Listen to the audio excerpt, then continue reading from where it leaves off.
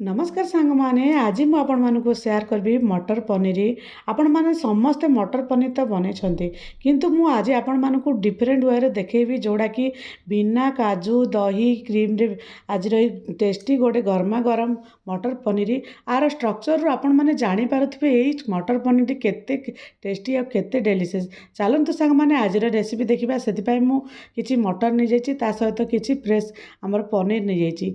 मटर पूरा ग्रीन पूरा दाना दाना नहीं जाइए, ता सहित आमर जोड़ा कि पनीर को एमती साइज रे काटी देइछि। आपण माने चाहिले छोट छोट मध्य खंड करि परिबे। ताकू गोटे बेसिक मसला दरकार, गोटे पियाज, गोटे दुईटी पियाज, किछि रसुण, किछि अदा, ता सहित तीनोटी कंचा लंका आपण मानक क्वांटिटी हिसाब रे नेबे। ता सहित तीनोटी हमर टमाटो मध्य दे जाइछि। एई आमे एटा बिना काजू रे बनाउछंती।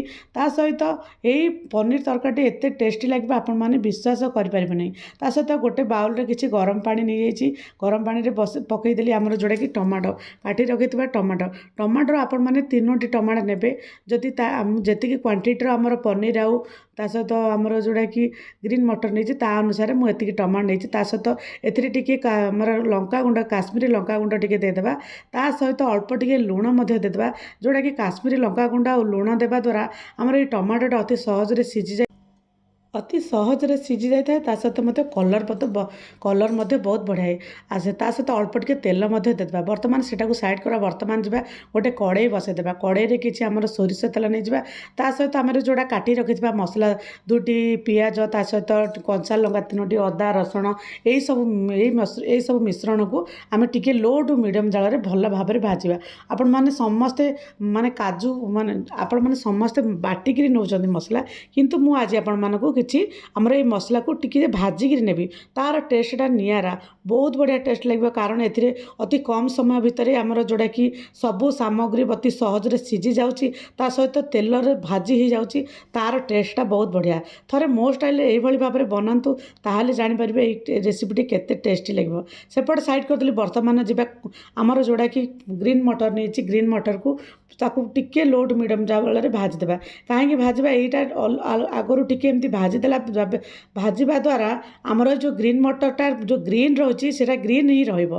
तरकारी करिबार माने शेष पर्यंत आमर ये ग्रीन मटरटी ग्रीन रहिबो। टोटाली ग्रीनटा टिके डार्क माने अलग प्रकार। आपण माने समस्ते टिके ग्रीन मटर को अधिका सिझाई देले अलग प्रकार कलर आसी जाए, किंतु आमे ग्रीन मटर पनीर करछन तो ग्रीनटा निहाती रहिबा दरकार। ता सहित जो आम भाजी रखिथिबा सब मिश्रण को टमाटो, ता सहित कंचा लंका, ता सहित पियाज, यही सब मसला को जो भल भाव में भाजी देइथिली ताकू गोटे ग्राइंडिंग जार रे दे देबा। ग्राइंडिंग जार रे देई जो आमर जो ग्राइंडिंग जार दे अल्प अल्प पानी दे तार गोटे फाइन पेस्ट करवा।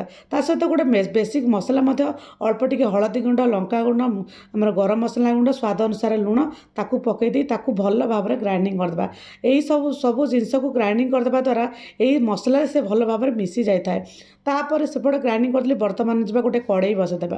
कड़ाई रे किछि फुटण जोड़ा कि तरकारी पर को जीवा पनीर तरकारी बनेबा। से दुईटी माने तेजपत्र, ता सहित किछि जीरा ताकू भल भाव में फुटिबा को देबा। जीरा तेजपत्र भल भाव में फुटिगला पर आमर बाटी रखिथिबा आमर जोड़ा आमर टमाटो, ता सहित पियाज, ये सब जो मसला गुड़ी को भाजी रखिथिली ताकू पकेदेबा। ताकू पकेदी लो टू मीडियम जाल रे भल भाव में एमती भाजिबा, जेमती कि सी भल भाव में भाजी। देखंतु एटा जेहेतु एथिरे आमे भल भाव में टमाटर टमाटो अंश अधिक अच्छी ताकू किसी समय लागिबो टिके भाजी हेबा पई। देखंतु व्यवस्था बनाई लो टू मीडियम जाल रे जेते मसला को भाजीबा तार टेस्टा बहुत बढ़िया लागिबो। आपण माने विश्वास करि परिबेनी एई तरकारी माने काजूर आमे जेमती काजूरे तैयारी पनीर तरकारी खाउछथि सेही भली लागिबो, किंतु मु आज बिना काजूरे बनाउछि।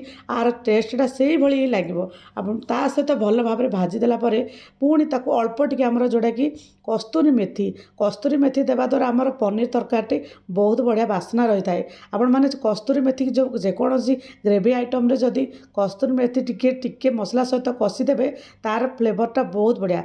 आ जदि धनिया पत्र चाहते मत धनिया पत्र पकई पारे, किंतु धनिया पत्र अपेक्षा कस्तूरी मेथीटा बहुत बढ़िया लगे। ता सहित देखो भाजी रखिथे आमर जोड़ा कि ग्रीन मटर को पकईदेवे। देखो केते सुंदर ग्रीन देखा जाउची, माने पूरा भल भाव में भाजी।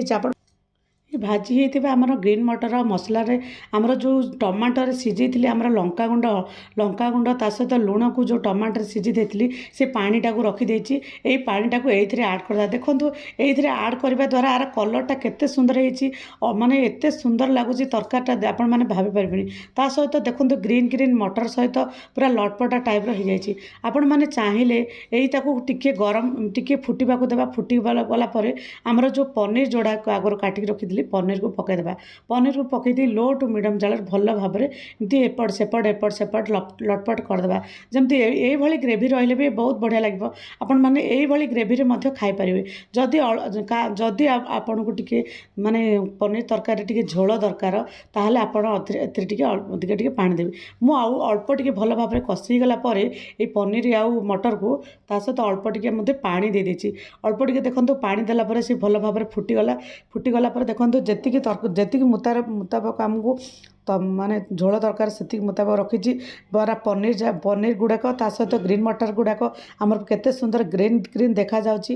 ଦେଖନ୍ତୁ ଫୁଟିଗଲା ପରେ ତା ସହିତ ଅଳ୍ପ ଟିକେ ଗରମ ମସଲା ଗୁଣ୍ଡ ଦେଇ ତାକୁ ଗ୍ୟାସ୍କୁ ଅଫ୍ କରିଦେବା। ଦେଖନ୍ତୁ ରହିଗଲା ପରେ ସେ କେତେ ସୁନ୍ଦର ରହିଛି, କେତେ କ୍ରିମି ଟେକ୍ସଚର ରହିଛି। ଆଉ ଲାଗୁଛି ଯେ ଗୋଟେ କାଜୁରେ ତିଆରି ପନିର ତରକାରୀଟି ହେଇଥିବ। କିନ୍ତୁ ବିନା କାଜୁରେ ଆଜିର ଏଇ ରେସିପି ଆପଣମାନଙ୍କୁ ନିଶ୍ଚିତ ଭାବରେ ଭଲ ଲାଗିବ।